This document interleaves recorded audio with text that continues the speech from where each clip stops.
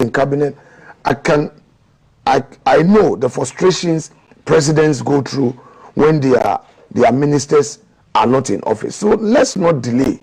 And I took responsibility. And we've been doing it for them. Even reports, when reports are ready, we take it, same day, and we make sure that they are approved.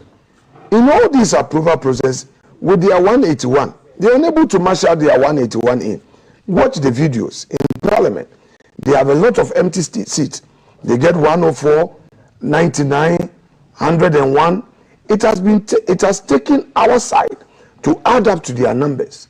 Sometimes we raise quorum just to draw the attention that their so-called super majority would always need a mighty minority support. And it's the mighty that we put on the flyer that has also come under scrutiny, because then people are asking, why are you saying mighty? But you said we said inverted. People didn't get the inverted. So what's the inversion? Why are you the mighty minority when you say mighty? You're against the micro. We say like the mighty. We say mighty minority because we are formidable, and in spite of their super, they are unable to get their numbers in the chamber to do government business.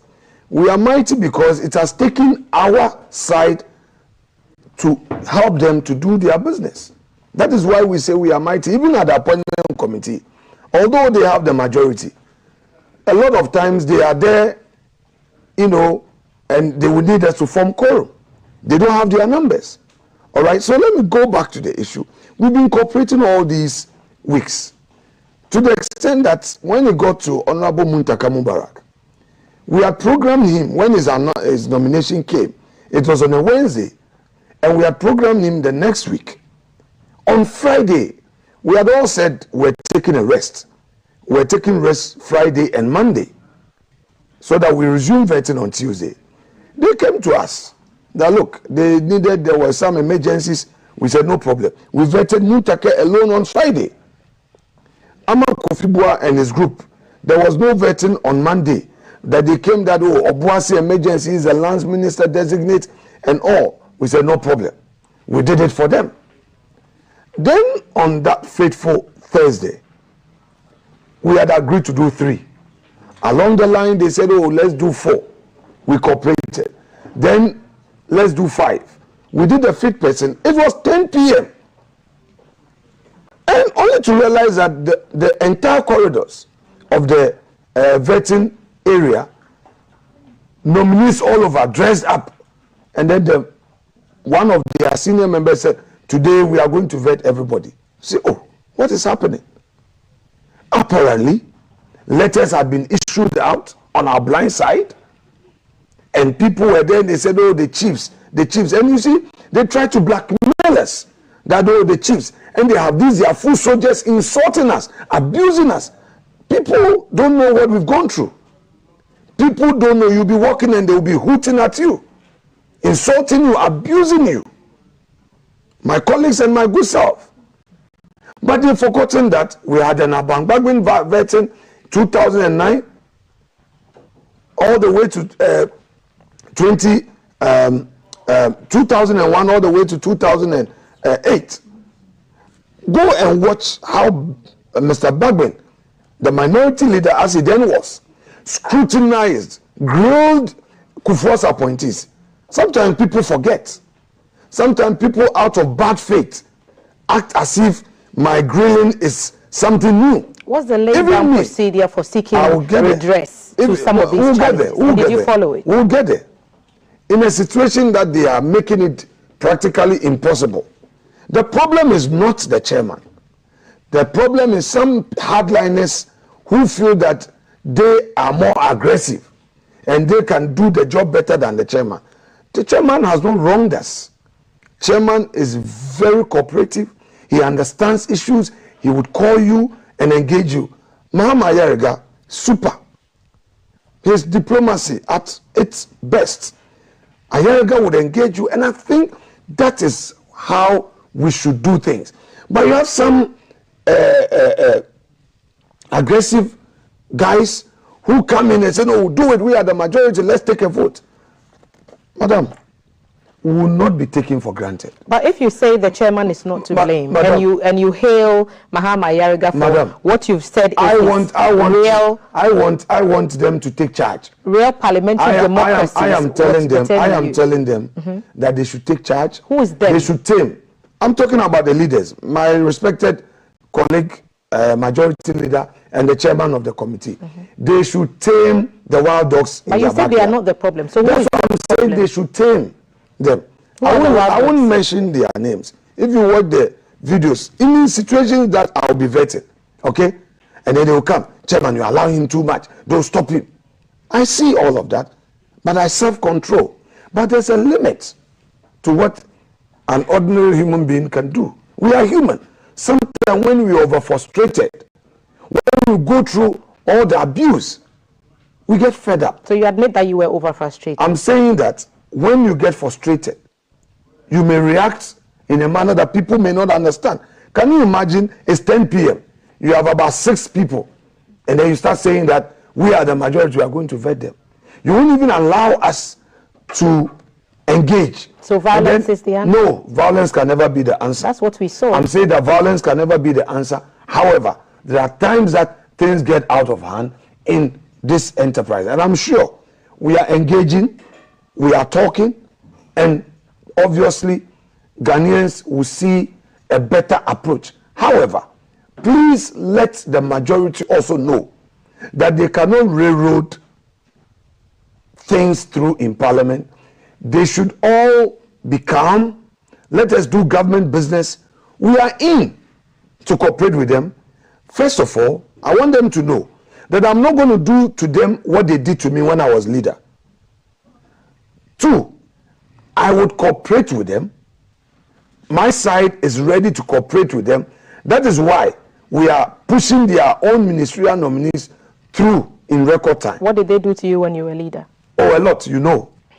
So, no, even laying of a paper. You remember Mr. Kwame Abuja?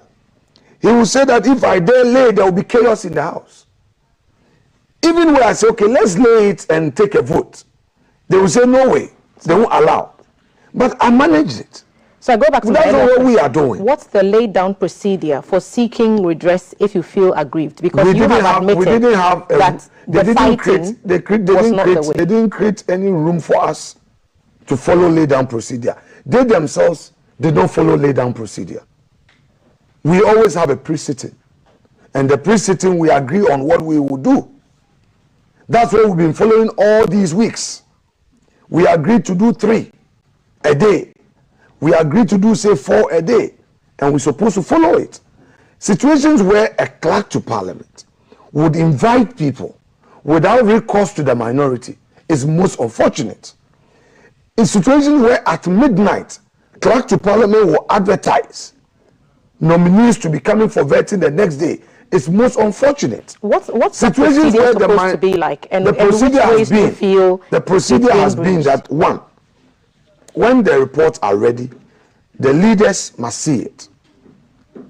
Minority leader, who is the ranking on the committee, must read, go through, and be sure that what they've captured is the right thing. He and the chair of the committee must agree before the report is signed. Report is signed by the chair and the clerk. Let me repeat what I said on another platform last night. In all these reports, I have been cooperative. I've just decided to let sleeping dogs lie. But the clerk decided to forward to the chairman, all right, to sign without bringing it to me. When you ask, you say, oh, leader, oh, I gave it to one of my people to bring it. But if it happened the first time and you didn't complain, as a patient man, as you said on that platform yesterday. It went on and on and on and on. So don't let us make certain, madam, don't let us trivialize. We are not going to trivialize matters. Don't look at the outcome of my outburst to say we should make it a subject matter of discussion.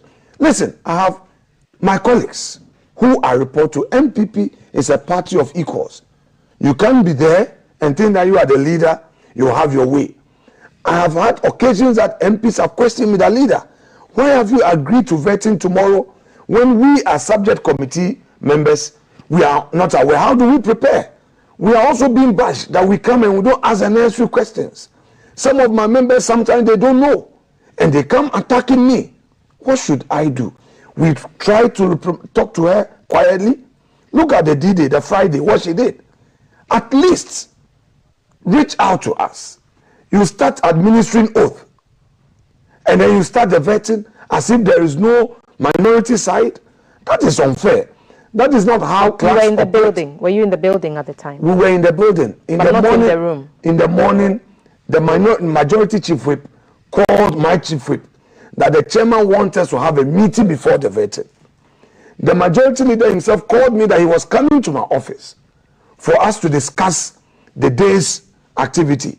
In fact, we did not even know that all those people have been programmed for that day. She never shared with us, Madam, we are going through real challenges. You would understand why the outburst. With the way this clerk is treating us, I don't think that when I was a majority leader, he did that to NDC. And you know, we branded her partisan clerk because when I was majority leader, I would even call her that, look, there were some situations that we needed to lay a report. She would insist, I repeat, she would insist that Dr. Forson would have to see before. When it got to the judges, what she took us through, the draft report was ready. She said until Dr. Forson's input were properly captured, she wasn't going to sign. Atu was out of the country. She waited. She never released the report. Even the writing of the report alone, it took her more than 2 weeks. She will not finish. In this case, she will finish report in 24 hours. We finish vetting whilst we are even doing, by evening, her report is ready. You see, all these happened behind closed doors. I am telling you because, yes, because you are questioning. But the play out happened in front of us. Of course, that is why I'm now letting, good, it's good. That is what I'm telling you there. Nimpa nso kekeneni bunfu. Bibi besia, no nem bibi do. Okay? No nso keke. No one can do, oh, Afenyo Markin, the gentleman we know, the man who is known to be patient, is acting this way because things have gone on and on and on, and it's getting to a point that your hands are tied. They are not even giving you the space. So you are lashing out because your hands are tied. It gets to a point in life you must. But that is a reality. But surely there must be a time when you have you believe that you could have done things better, and you have. It's always the case. You can always reflect and say, oh, you could have done it better. But there are times that, looking at the situation, you need to also survive. All right? You need to survive because what was happening was that bad. Look, on Friday, even in the morning, where we had agreed to a pre-sitting meeting, only to watch on the screens, they were swearing in Akando. We didn't have a problem with Akando. Akando is a gentleman. Akando does his politics right. We spent just 30 minutes on him. And we had agreed to take him. We'll talk about time and after in a little while. And after the Akando's vetting, we called for a pre-sitting meeting. We discussed all the issues. And after that, we started the vetting. There was no problem. Look, sometimes people question my long stay on some of their nominees. And we'll come let me. Let's finish with the clerk of parliament situation briefly. I don't Today think you said that there's going to be some engagements. Well, and those are already ongoing. The clerk to parliament, engaged our side, particularly me, and with an apology, or did you offer an apology? Please, let's take your time. Don't rush me into something. What was the engagement? We expect a clerk to parliament to be professional. Don't force me into what I am not going to do. Let's talk. We complain about her conduct. Look. You asked for her to be dismissed. Of course, we don't want her there. We've said it. Even on her status, I've printed it for the boss. She will be insinuating. You see, a civil servant will act in a certain manner. Even on her status, she'll be insinuating. We printed it. On her status, she'll be insinuating against. Insinuations can be subjective. Well, is she a neutral clerk or she's a partisan clerk? Madam, I won't be cowed. we've been in parliament since 2013. The parliamentary staff know if there's anybody to stand for their right, I do. If there's anybody who respect parliamentary staff, they know I do. I engage them. I'm very nice with them. We relate very well. Unfortunately, this particular clerk has overshown her partisan colors. She's mistreating us. She is not acting a neutral clerk. She's not being very professional. I will say it. I will say it, and I will be firm on that. She was a clerk when we were in government. Ask her. The way she's behaving today, was that the same thing? So when MPP was in power, she was neutral. When NDC is in power, she's showing her colors. So in case that call is not heeded to and she's not removed from I've told you that the clerk to parliament is engaging. I pray that we get a good outcome and leave this matter behind us. What would be a good outcome for you? Well, let's wait. Let's wait. But in the least, we expect professionalism. In the least, we expect her to follow the practices that we all know. You reach out to minority, you reach out to majority. When you are to counsel us, you don't take sides. For now, the permanent committee clerk is taking sides. She does not engage us. As we speak, I'm hearing that there would be some vetting today. But throughout the weekend, my phone has been on. We don't have any notice and all right? When they place the advert in the papers, they don't even share a copy with us. When we get national security report, she won't send it to you. Look, even the CVs, when they ask her, she will say, oh, I sent somebody to you at the committee meeting. That is where sometimes chairman will insist that, oh, clerk, why are you doing this? Then they will bring us copies. We've been accommodating all of these. As minority leader, I'm supposed to have my facts so that when I am doing my work, I will do it in a manner that people would appreciate that indeed the man is not being petty, but he's doing something in the national interest. How do you give me a CV of a nominee at the time that we are sitting? Look at the embarrassment on the Omanibuama situation. The chairman and I asked her, you said you have given the man 9 a.m. We asked you, you said, oh, you called him. He's supposed to come 9 a.m. and the man has delayed. Only for the man to come to say that you wrote a letter giving him 11 a.m. Only for Joyce B0mbshell to draw my attention that our leader, they didn't give him 9. So we were seated at 9. Later you said, oh, you sent someone to call. Committee reports. It's a known practice that the minority leader, the ranking, must get a copy. All committees, when they are done with their work, they share the report, the draft with the leaders. Okay. And the leaders are supposed to read, because you also have your side. You must go through and be sure that all the issues you've raised have been captured. Ask her. She's a Christian. She should be honest. She, the clerk, is a Christian. She should be honest and tell the boss whether she's worked to me to share with me a copy of a report. Perhaps our next sit down should be with let me tell you something that also. Then we can ask her some questions. No problem, I don't have a problem. Let me tell you something that also happened. You know, when MPP was in power, during vetting, NDC could bring evidence, video for nominees to watch and make comments. As one of my video evidence, we gave it to them. You know what? A lot of things are happening. People think we just reacted. I didn't just react. I reacted that way for a good reason, because I wanted to tell them they could not take us for granted. Okay, so you know, we were seated. Let me tell you what happened. When we showed the first 3 videos, she came to tell us that there were challenges and that GBC was having challenges. Later, one of the guys who was standing there said she came to tell them that they shouldn't show any video.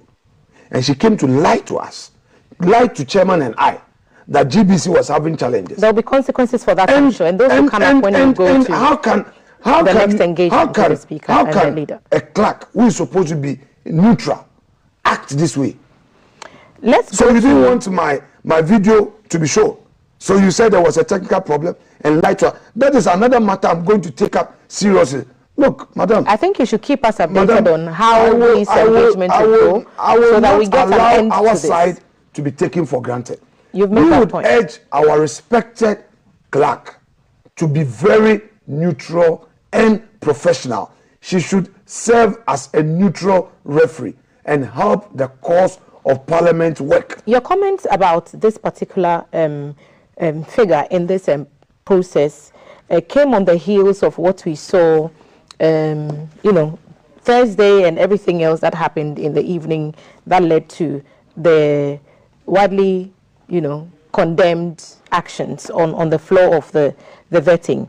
And you, in reaction to the Speaker's suspension, quite contrary to how you described him at the start of the 9th Parliament, used very strong words against his suspension. You say that he's stifling opposition voices. That's not strong words. I mean, these are political statements. Okay. Madam, let's sometimes don't let us create sensation and all. Okay, so one of it was that he was engaging in selective justice and a disregard for due process, and that it was setting a dangerous precedent for unchecked authority.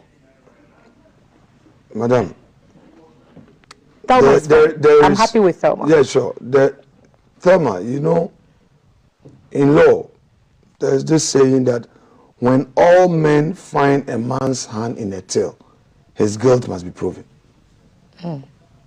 If all men find a man's hand in a till, his guilt must be proven. Context? It's a notorious point to admit that when a man is even wrong, due process is very key to arriving at a final decision on what punishment you should mete out. We've expressed our own concerns about Mr. Speaker's decision. It's within our rights. Mr. Speaker is not a perfect person. He's human. He, as the president of the assembly, may want to react to a situation in a certain manner as the head. In the process, if we have issues with it, our duty is to express it. Over the weekend, we were not successful in getting to meet with him, but I believe that today being Monday, we'll be able to engage him the more in person all through to tomorrow and see how this matter can be Are you resolved. seeking to overturn the suspension? I'm saying that we would engage him. Politics is about engagement. It is when such engagement break down that people see, a certain reaction. But what's your ask in that engagement? We would engage. What are you asking for? At least we've expressed our disagreement with his approach. So that should signal you how we want the engagement to be. So leave that to us. We would engage. So some shifting of the ranks has happened. We hope that with the suspension of your three. We hope that would be heard. Some shifting of the chairs has happened with the suspension of the 3 members on your side, and now we are having to see some other people filling the roles. No. Let's not be crossing bridges. Let's engage. We are the bridge. We shouldn't cross it. No, let's wait for the engagement. Yeah, let's finish the engagement. Okay, so now let's talk about questions. Yes. The concern for some has been that there's a lot of questions asked. Not only that, but also questions that are not directly related to the portfolios that the nominees are brought before the committee for. Why is that? Okay, so my questions are broken down into 3, categories. I deal with your CV, which talks about your track record. I deal with issues that you have brought up in the public space. And social media? Yes, public space. You know, the public space includes social media. And then finally, policy. Okay, so I deal with 3 issues. As I'm here today, I'm sure that if tomorrow NPP comes into office and I am nominated as a minister, whoever will be vetting me will look at all the things I've said in the public space, look at my CV, what I contribute as I come into public service. And ask you 116 questions. I'll come there. And also policy, because I'm going into a ministry. Now, the number of questions. Go watch Honorable Abangbabin, the then minority leader. Go and watch Harun Idrisu. When you're done, and I'm sure GBC, you have the archives. Go and check the tapes and do your analysis. City has been doing a great job. City FM, they've been doing a great job. GBC, you are the mother of all. Look at all this, do a good research and compare. My questions are far less. So are you making up for the, and you've said on this platform that sometimes your people are not ready to ask questions because there's not enough time given them. So are you making up for the questions that other people... Not necessarily. The practice has always been that leaders have unlimited, because the buck stops with you. And it's not new. It started with J.H. Mensah. Abangbabin took over. Che Mensah Bonsu did it. Harun Idrisu did it. Atu Forsen, he was more aggressive. Go and watch. Atu and KT Amon. When Atu took over, the judges, the grilling, even in their case, he and his deputy, the deputy ranking, had unlimited. Kwame Agboja, he never asked 3 questions. So one good turn deserves another? I'm saying that... Is it payback time? No, you see, there's something that you, the media, you also don't do. When people raise these concerns, let them know that they are wrong. And let them know, you must also form the opinion, shape it. But you must educate the people. The public opinion, as sampled by some polls, no, don't go into that partisan. I don't want to go there. The assertion that the vetting is being used to settle. No, please don't go and there. Not necessarily. Those people are not serious. They are doing their partisan thing. Don't let us go there. 53% strongly agree with that assertion. Madam, it's not worth discussing. Don't let us go there. 53%. This platform is a serious platform. You see, when you want to reduce politics into that, then you don't want the opposition to have it say. But polls have a role. Wait, do you see the NDC members asking serious questions? Do you see them asking any serious questions? I've heard Honorable Ayariga and a few others ask some great questions. Look, if you want to do partisan polls, we can all cook some. Oh, these are partisan polls? Of course, these people, we know them. Stop it. Is it because of what they polled before the election? They are playing. And how it's played out in the election and then the numbers? Madam, they are playing their game. We are too smart to know. Let's not go there. Okay, so let's just share that information. I'm not interested. I'm not interested. Okay, and are you interested in I'm not interested. Don't let us go there. I'm not interested. 64% of people who are not satisfied with your questioning and posturing on the committee. I am not interested. I've given you an opportunity. That share with the viewing public the history behind vetting. That is your duty, to educate, to let them know that since 1997, this has been the trend. The leaders are given unlimited opportunity to do the real scrutiny. Go watch, show them Abangbabin videos, show them J.H. Mensah, show them Harun Idrisu, show them Atu Forsen. Atu just left office the last 2 years. Let them view it and let them know that Afenyo Markin is doing the right thing. But you do know that the strength of the minority. If you don't help with education, media, inform, educate, I won't always be here. It's not always the case that somebody is saying, Honorable, Beyiwano. No. You as an independent, respected media platform will now do an editorial and educate the public and say, look, what the minority leader is doing is not unknown. It is his work. His job as opposition leader in parliament is to do the scrutiny. This is the history. Since 1997, where we had a real opposition to a government in office, this has been the trend. Let them watch how Speaker Bagman, then as minority leader, took Kufuor's nominees through vetting in 2001 and in 2005. Let them watch the videos of Chairman Sabonsu, what he did as minority leader, the vetting process. Let them watch Harun Idrisu and Muntaka.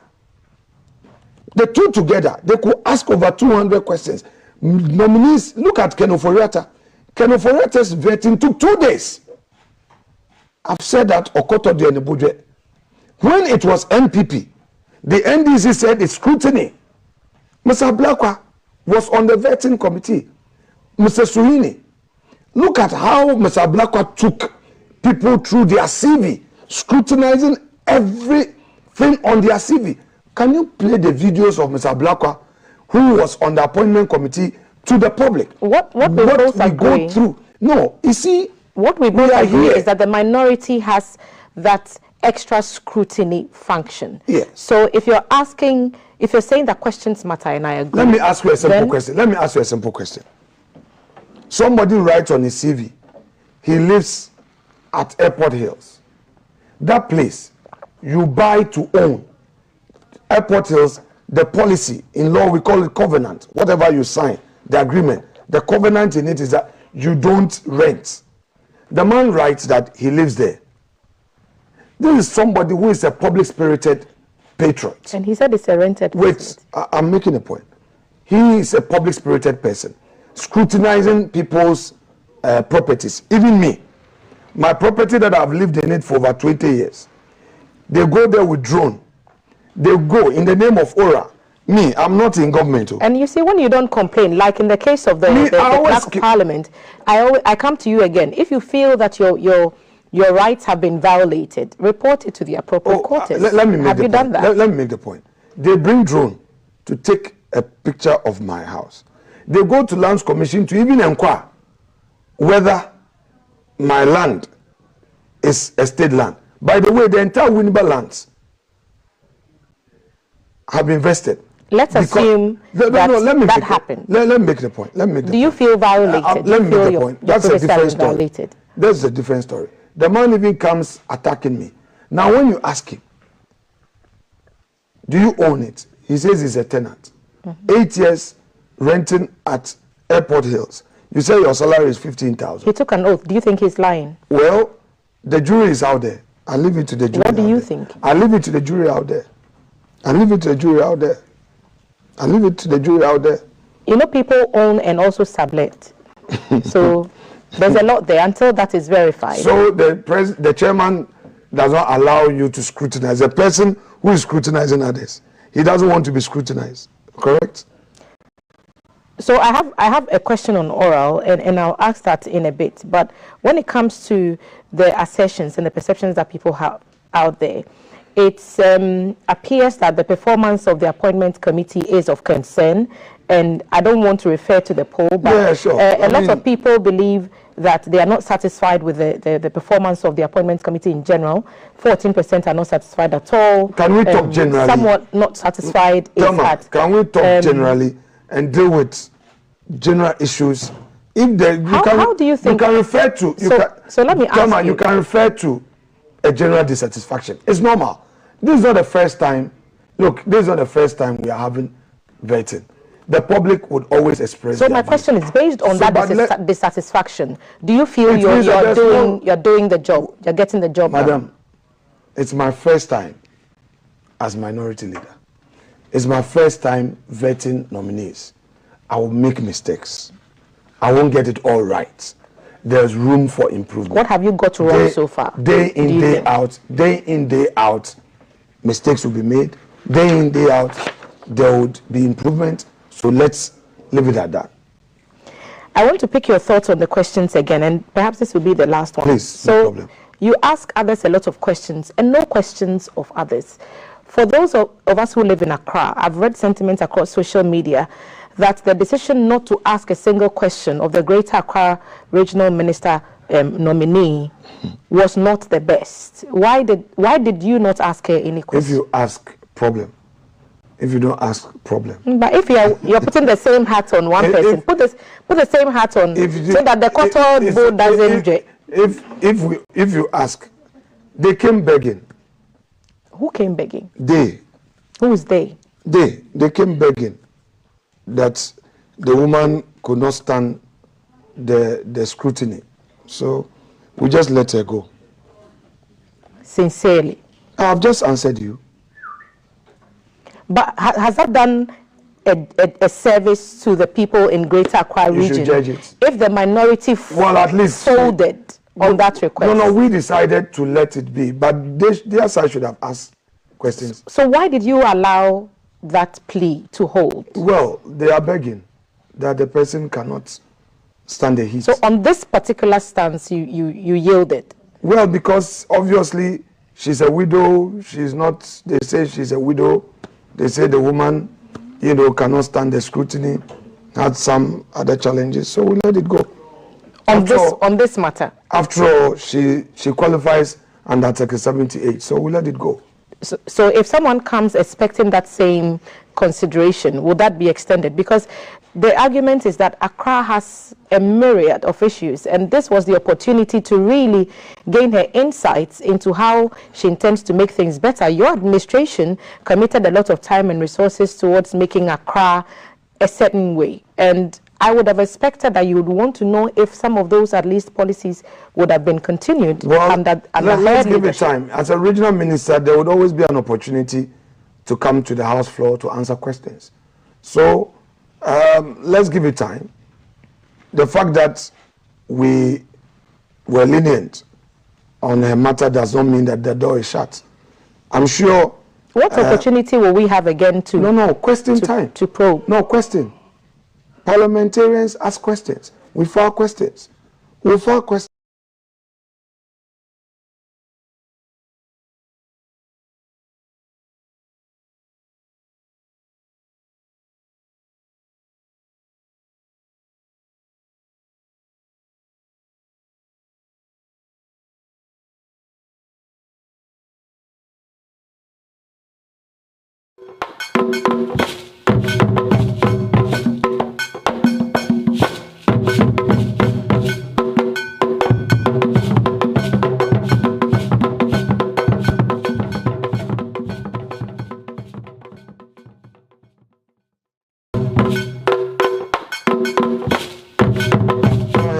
To come to the House floor to let us know about the policy direction and all. So the door is not shut.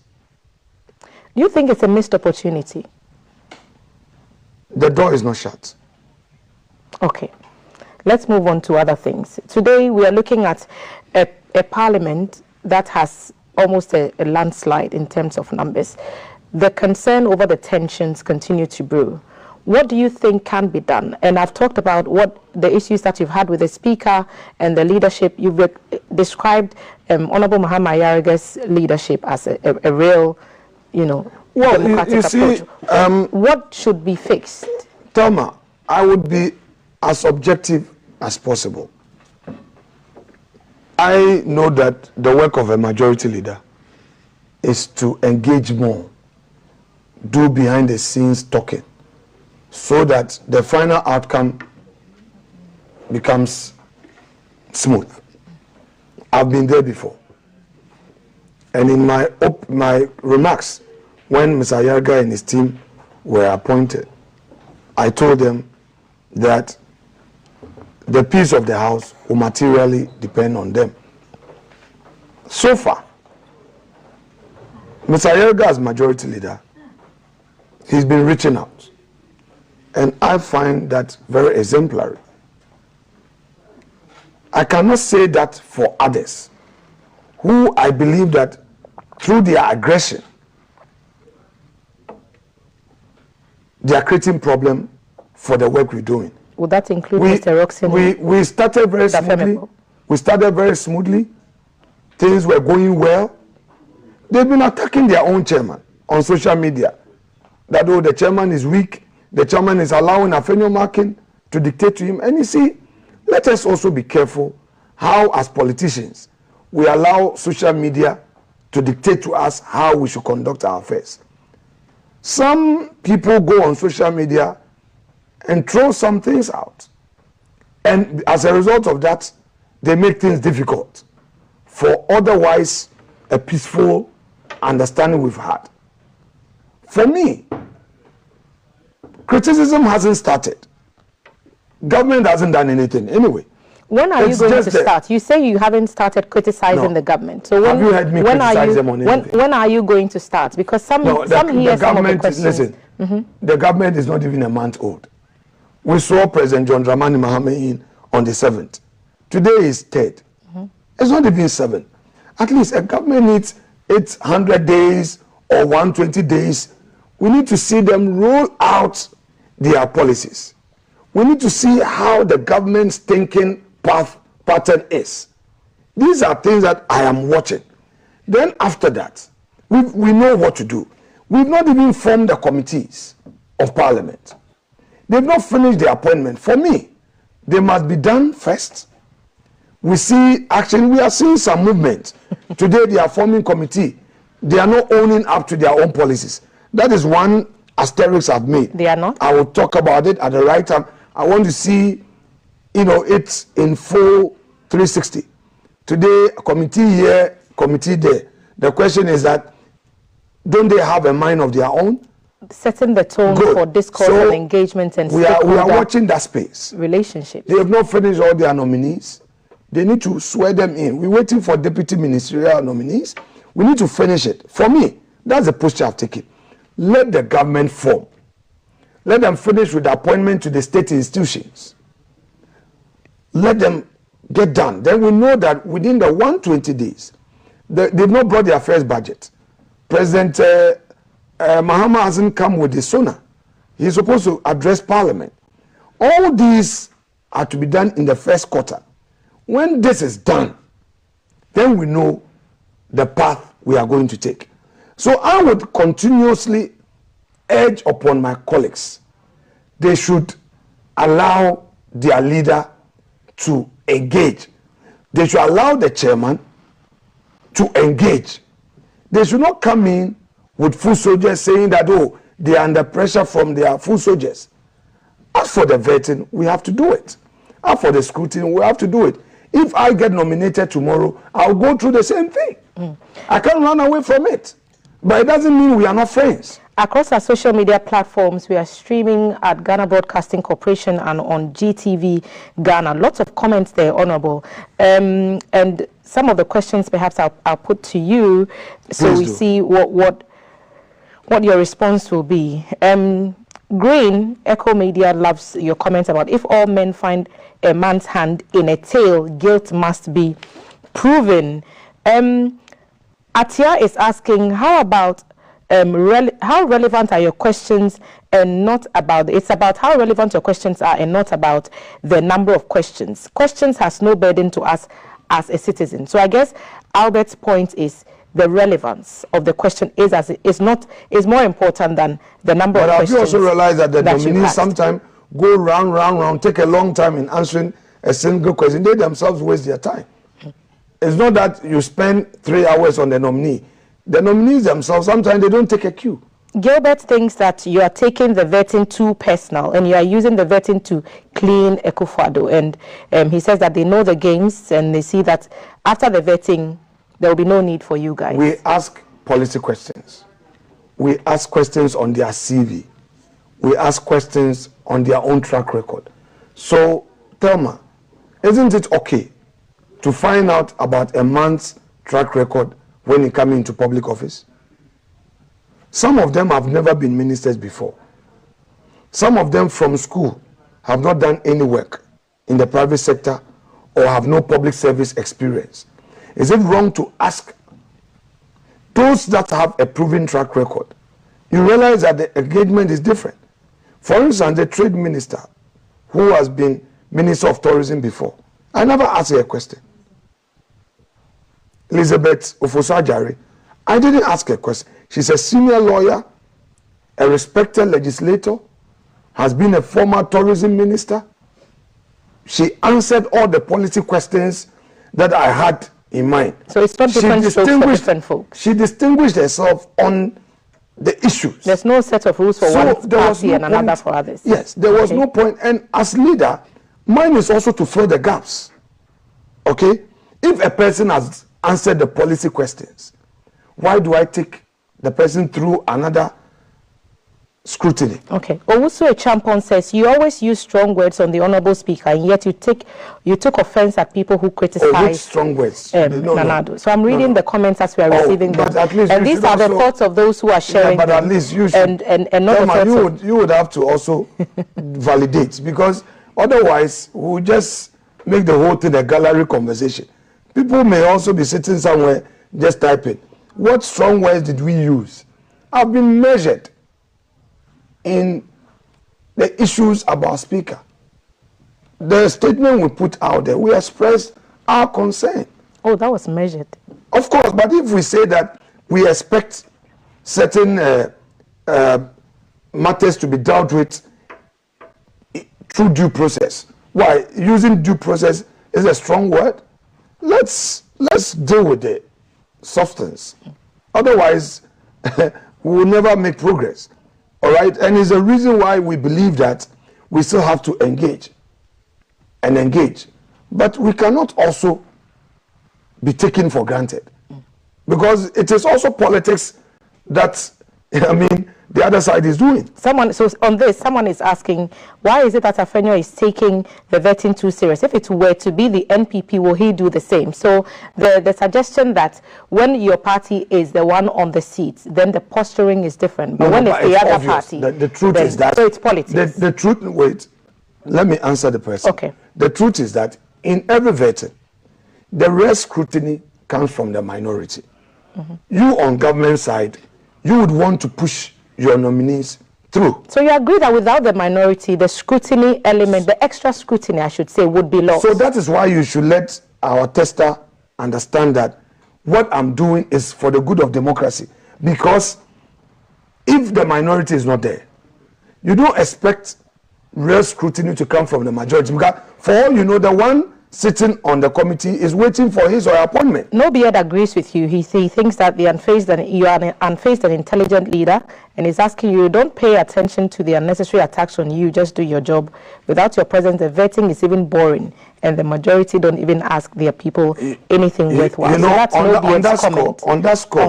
on that score, as a student, I remember I read a lot about J.H. Mensah.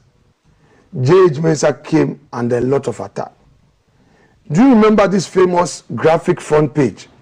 J.H. Waboda Mensah. Do you remember that? Did you ever read that? Somewhere 98, Tony Edu, there was a front page banner where J.H. Mensah was attacked in that manner. J.H. Waboda Mensah. And then he also responded, J.H. Maboda Mensah. That is what a minority leader goes through. Babin came under a lot of attacks, newspaper publication, you know, going into his personal life and all. He was unfazed. So where do we go from here? I would get it. Please, I want to take you through something. We'll have to wrap up in 2 minutes. Very well, no problem. Oseche Mensah came under attack. Harun Idrisu, Ato Forsen. I won't be the first minority leader to be attacked, because you are leading the onslaught. People would go dig everything about you. You have to be strong. Mine is prayer, hard work, and firmness.